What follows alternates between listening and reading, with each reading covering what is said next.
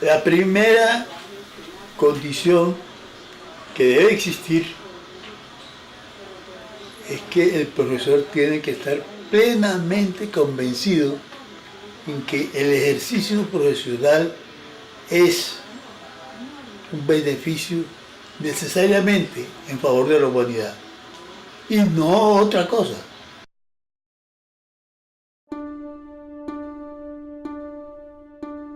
Toda mi formación humana y de muchos aspectos me la dio la Universidad de Tolima.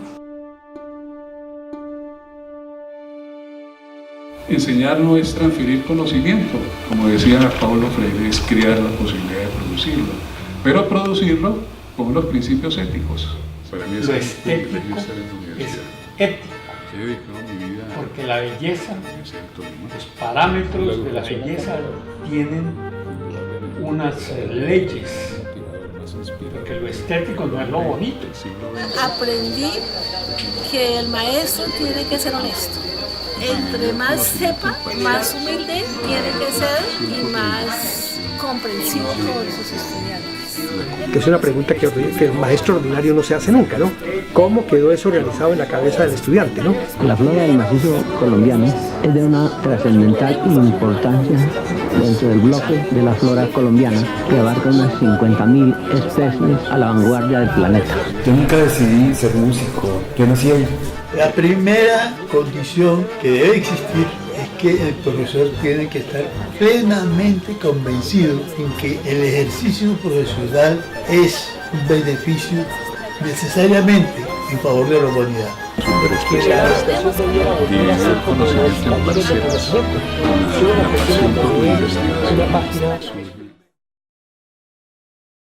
Maestro Gonzalo Palomino Ortiz, ingeniero agrónomo y ecólogo, pionero y revolucionario de la educación ambiental, ejemplo perenne de la defensa del medio ambiente.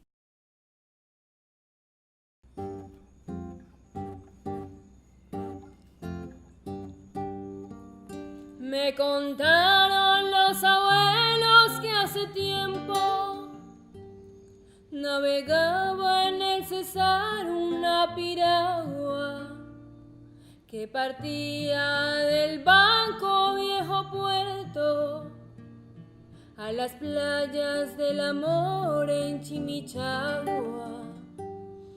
Zapoteando el vendaval se estremecía e impasible desafiaba la tormenta, y un ejército de estrellas la seguía, tachonándola de luz y de leyenda.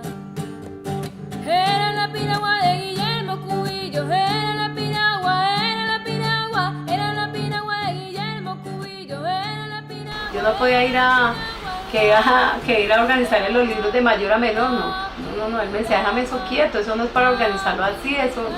Un día duró como más de una semana que no me hablaba, y yo decía, pero ¿qué le pasó? ¿Qué le pudo haber pasado? Y yo no le he hecho nada. Entonces yo le dije, bueno, vamos a sentarnos y vamos a hablar a ver qué fue lo que pasó, qué le disgustó, porque la verdad no sé por qué andas así conmigo. Le dijo que a mí me gustaba que él se viniera a meterme a organizarme en mi casa. Y no, la verdad es que créame, pues yo lo hice como por ver orden, ¿no? Pero el orden de él no era ese. Sí. Entonces yo le dije, no, pues créame que yo no creí que lo fuera a ofender por eso. Porque pues yo llegué al apartamento y ese comedor era lleno de libros, la cama al pie, la cama llena de libros. Entonces uno siempre llega como a organizar, ¿no? Como que voy a colocar esto allí para que sea más bonito. Pero yo lo hice porque se viera bonito, más no le gustó a él. Él quería que su orden fuera como él lo tenía. Y sí, y tuvimos de pronto, hablamos y todo, y le dije, listo, no va a haber más inconvenientes, yo no te voy a volver a tocar nada de eso. Y créame que la verdad sí, me da pena con usted porque pues yo lo hice sin más acá y sin más allá, y de verdad me siento muy mal. Pero no, gracias a Dios todo fue así, y desde ahí, y sabiéndolo llevar y entendiéndolo, tengo yo entré cuando tenía 24 años, tengo 26 años de acompañar a Gonzalo Palomino hasta ahora. El maestro Palomino fue un revolucionario de la educación en el Tolima, que enseñó con el ejemplo, ayudó a comprender que el aula de clase es toda la naturaleza. Entendió al planeta como un ser vivo que debemos preservar y no explotar para que perdure nuestra propia vida. También fue un visionario que se opuso tajantemente a la denominada Revolución Verde, cuya implementación logró extender el uso de agrotóxicos y semillas modificadas. Se adelantó en la denuncia de los peligros de los transgénicos y en la lucha contra la megaminería, el uso de combustibles fósiles y la contaminación ambiental como causales del cambio climático. Maestro y amigo de tantos años, Gonzalo, porque me han dado la oportunidad de venir a prestar testimonio. Porque yo fui uno de los funcionarios públicos que empezó a darse cuenta de la situación recibiendo las hojas amarillas del SOS que venían desde la Universidad del Tolima, que le hacían a uno más consciente de la tragedia que estaba iniciándose en el país. Eso era a principios de la década de 1970. Y en realidad cuando a algún profesor se le ocurre escribir la historia de estos años terribles, va a haber algo bueno si la escribe correctamente. Y parte de eso bueno es la historia del movimiento ambiental en Colombia. Bueno, digamos que para mí fue una revelación el tema ecológico y sobre todo el tema de un activismo consciente alrededor del tema ambiental, porque lo que Gonzalo hacía era entusiasmarnos por el tema y proponernos actividades. Recordemos que en esa época se hizo una cosa que es un hito en la historia ambiental en Colombia, y es la publicación del SOS ecológico, para algunos conocidos como la hojita amarilla, que fue una publicación absolutamente visionaria y, por decirlo de alguna manera, también revolucionaria, porque para esa época se trataban temas de los cuales todavía no se hablaba. Incluso yo me acuerdo de la draga de Ataco, me acuerdo del tema del mercurio en el pescado, la pérdida de bosques. Entonces yo combinaba, digamos que en tres momentos, mi acercamiento con el profesor Palomino. Por un lado, como jefe con la librería universitaria, que me permitió interesarme por el tema de los libros, por estudiar, por aprender. En segunda instancia, todo el proceso mensual que significaba doblar y enviar al correo los cientos de SOS ecológicos que se distribuían en el país, y participar en las actividades de educación ambiental que él organizaba. Digamos que el activismo entonces se dividía en la publicación del boletín y en actividades con niños, no en los colegios, sino con niños de colegios, pero en áreas rurales.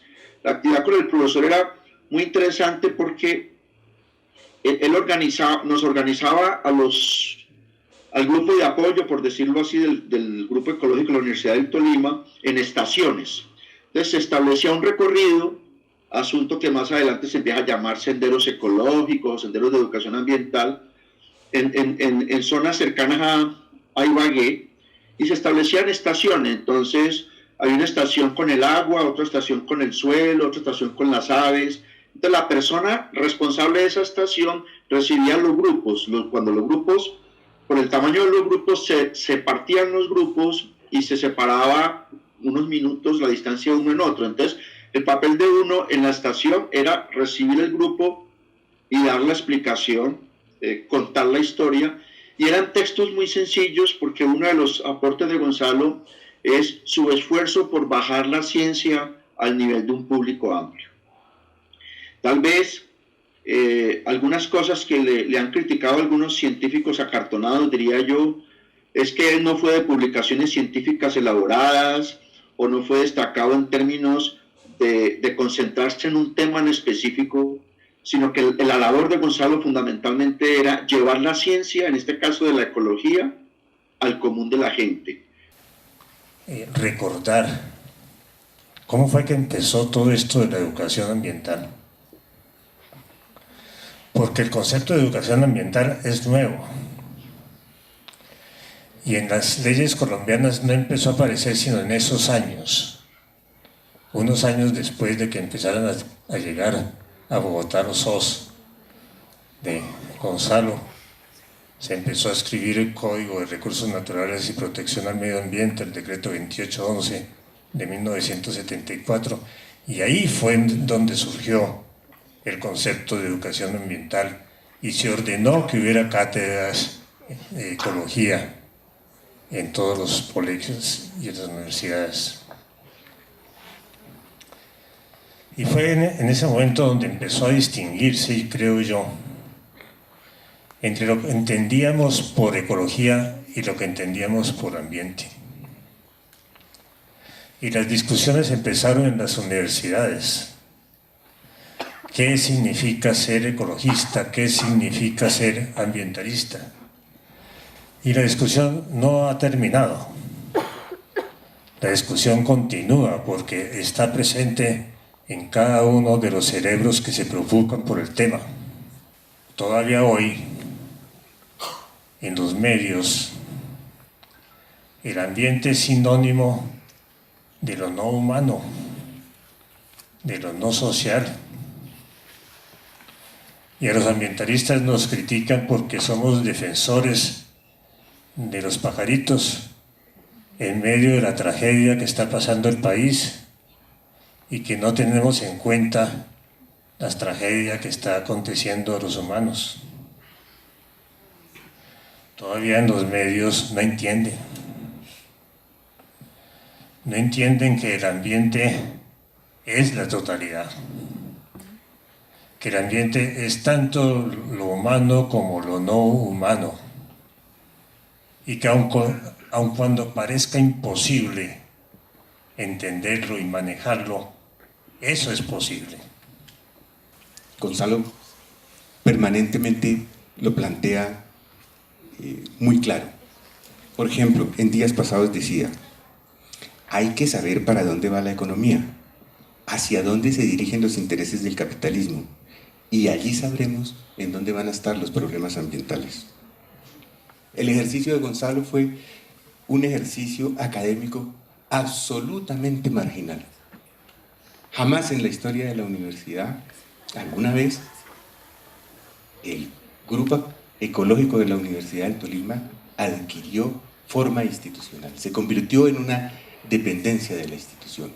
Por esa razón, en algunas ocasiones, Gonzalo y el grupo sufrieron virulentos ataques. Yo recuerdo que hacia mediados de los años 80, en alguna oportunidad le dije a Gonzalo: Gonzalo, ¿por qué no formalizas el grupo ecológico de la Universidad del Tolima en la estructura jurídico-formal de la universidad?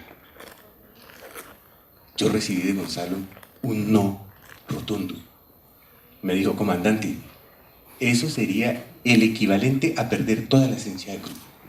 El grupo se burocratizaría y el grupo, sobre todo, perdería toda capacidad de independencia para ejercer su papel.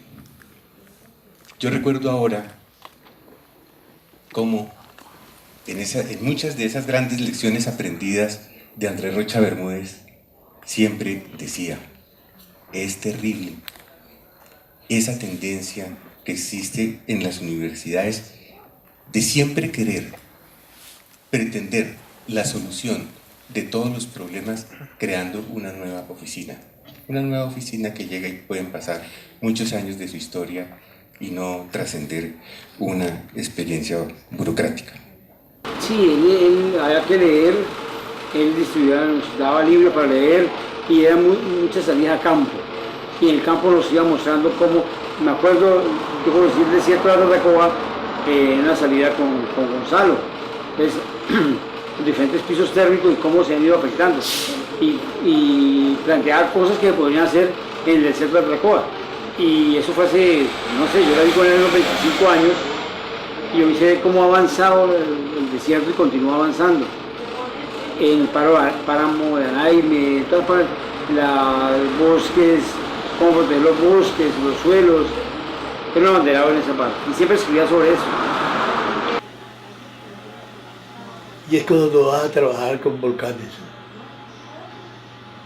Tienes el presentimiento y el conocimiento de que eso puede ser muy arriesgado. Y sin embargo, te vas corriendo el riesgo sin que sea el producto inmediato. Esa parte la hemos hecho con varios amigos fotógrafos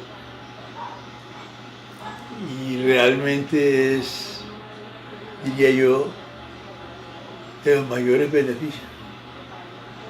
Porque no es lo mismo hacerle una fotografía a un volcán caldera,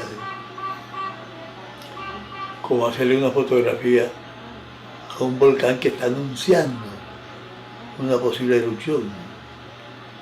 Y que tú sabes que desde el momento que dijiste sí, estás corriendo un gran riesgo. En ese momento yo no era tan consciente de quizás los años más maravillosos que yo viví al lado de Gonzalo. Gonzalo fue una persona que lo pugnaba a uno por interesarse, por estudiar, por hacerse preguntas. Yo recuerdo mucho y con agrado, por ejemplo, la relación que tenía con los clientes, desde médicos, amas de casa. Recuerdo mucho el escritor Roberto Ruiz.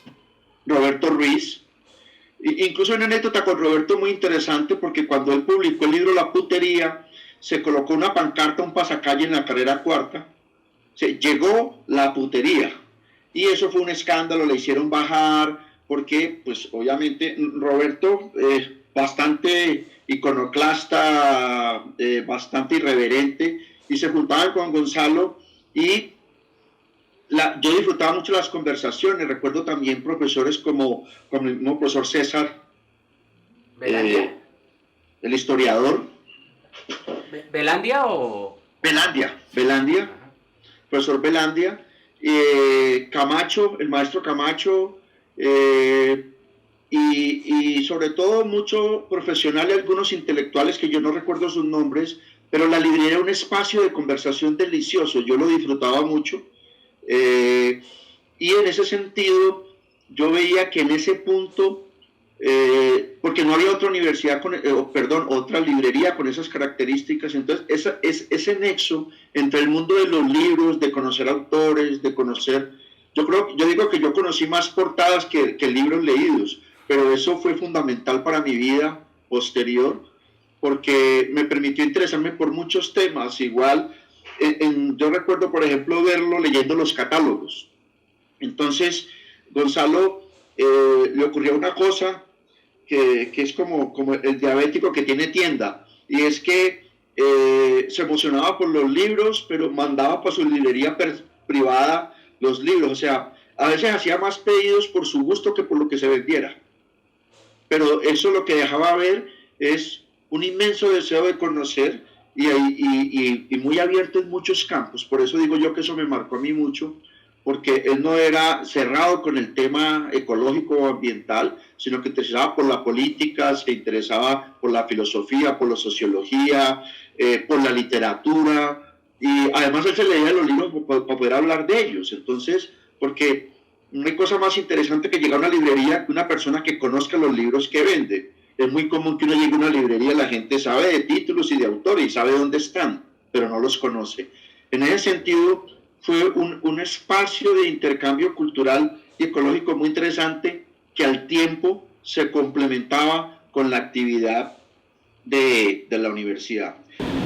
Pero Gonzalo, en cambio de presentarnos las últimas maravillas de los sabios alquimistas de Macedonia, nos producía sobresalto intelectual con su análisis y datos sobre la explotación irracional de los recursos naturales del país, como la flora, la fauna, los suelos, los bosques, el agua, el petróleo, los minerales y otros más. Cada estudiante preparaba un seminario basado en lecturas dirigidas por Gonzalo.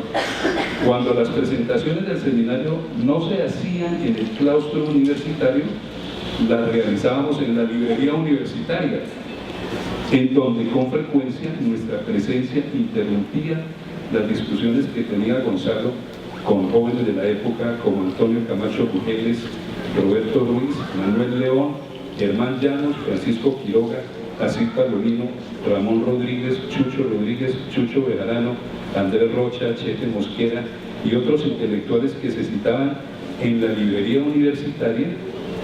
Claro que era propiedad de Gonzalo, Gonzalo era el dueño de la librería universitaria en ese tiempo.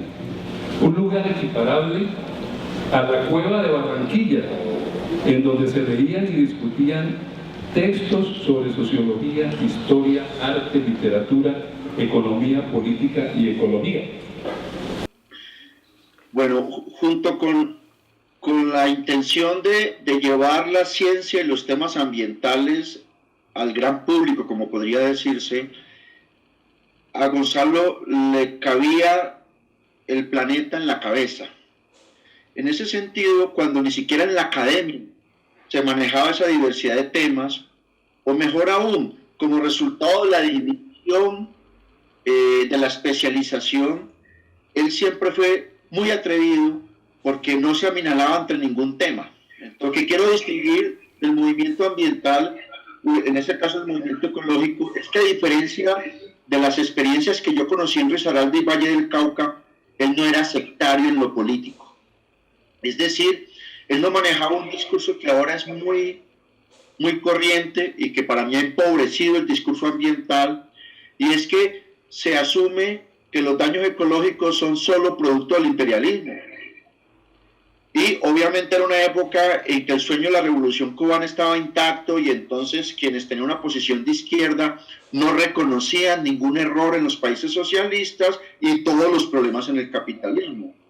En cambio, en el caso específico de lo nuclear, con Gonzalo yo aprendí que el problema era tan grave en el capitalismo como en el socialismo, que en el socialismo también había degradación de los recursos naturales, que en el socialismo también hay afectación a la biodiversidad. Y en ese sentido, él integraba los aspectos sin sectarismos. Y eso no quiere decir que él no tuviera una posición y que incluso fuera radical en muchos puntos de vista, pero él no trataba de vender ideologías. Él vendía inquietudes ecológicas, él le transmitía a uno, y insisto mucho, no solamente en quedarse en la denuncia, sino que siempre lo animaba a uno a estudiar, a conocer. Y desde ese punto de vista creo que fue un maestro insuperable. No he conocido en todo mi resto de vida un profesor que tuviera tanta capacidad para transmitir entusiasmo con una mirada tan amplia. Gonzalo Palomino conoció en la Universidad del Valle al sacerdote Camilo Torres Restrepo, cuando éste fue a dar una conferencia, y también a un barrio de invasión a defender a los invasores, porque Camilo comprendía y enseñaba las condiciones de injusticia social de los campos y ciudades colombianas. Juntos trabajaron en los Llanos Orientales, en un proyecto de mejora socioagrícola. Camilo le dejó un legado de búsqueda y acción en pos de lograr la justicia social, que tiene todo que ver con la defensa del medio ambiente. El mismo desarrollo de ese capitalismo impulsa la necesidad de abrir las puertas en la búsqueda de semillas y similares, y el ICA se va comprometiendo con eso. En esos compromisos así abiertos, yo era de los más persistentes en la búsqueda y conservar las semillas, ¿no? Cuando de pronto andaba por ahí Camilo, ya eso sí es un salto que tienen que buscarlo en otra parte para no pegar la historia, ¿no? Ahí sí tenemos que hablar más de Camilo. Andaba buscando. Camilo se le ocurrió una vaina loquísima y arriesgada. que Camilo en un poquito tiempo arma todo un pensamiento político con unos curas muy chéveres y a todos los va embarcando así sin darnos cuenta en un trabajo agronómico chévere y otros curas, claro, pero lo importante era que nosotros, sin saber muy bien lo que estaba pasando con la cosa católica, porque era fuerte, ya después ustedes van a ver cómo se formaron los curas, que después le decían curas guerrilleros, ¿no? Pero en esa búsqueda de Camilo se le dio por buscar unos agrónomos, porque iba a fundar una cosa en Yopal que se llamó UARI, era Unidad de Acción Rural Yopal. Y UARI pretendía, ya Camilo había ido a Europa, formar un tipo de campesino que supiera más cosas, que fuera capaz de... Ya Camilo estaba muy tocado con los curas y se le dio por buscarme a mí. Y yo me embarqué en ese paseo. Lo que yo siento más es, en mi trabajo docente, es cómo hacer amigables las clases, no utilizar la verticalidad autoritaria de los docentes, nunca ponerse por encima de las otras personas, y eso implica mucha humildad con el conocimiento, independiente del nivel de formación que uno tenga. Entonces, junto a la mirada amplia del mundo, el contacto con la gente y la humildad con el conocimiento. Por ejemplo, además de que me interesé por la biología, me fui por el énfasis en la botánica. Luego hice mi doctorado en Cuba en agroecología, siempre con un mensaje que me transmitió él, y es: hay que hacer cosas para mejorar las condiciones de la gente. O sea, no es solamente la denuncia o el ataque frontal, muy ideológico, sino qué podemos hacer para cambiar la situación. Y él me transmitió, por ejemplo, el amor por los campesinos. Entonces, en ese sentido, en mis actividades en campo, ese respetar al otro, ese aprender a escuchar al otro, y yo lo practico con los estudiantes, ha sido muy interesante. Saber que cada estudiante es distinto, no hacer tabula rasa con un grupo. Camilo le ponía otro ingrediente a la cosa, que no solo poníamos nosotros. Corría un riesgo. Yo siempre le decía a él que él corría unos riesgos religiosos. Y la verdad es que se le quedaba uno frío al ver que hacía unas cosas que uno no hacía, ¿no? Y él le ponía, y yo le decía, él y yo éramos muy amigos, yo le decía que él le ponía a ese trabajo, a ciertos trabajos, la seguridad religiosa, ¿no? Que él vivía convencido. La entrañable transparencia de tu querida presencia.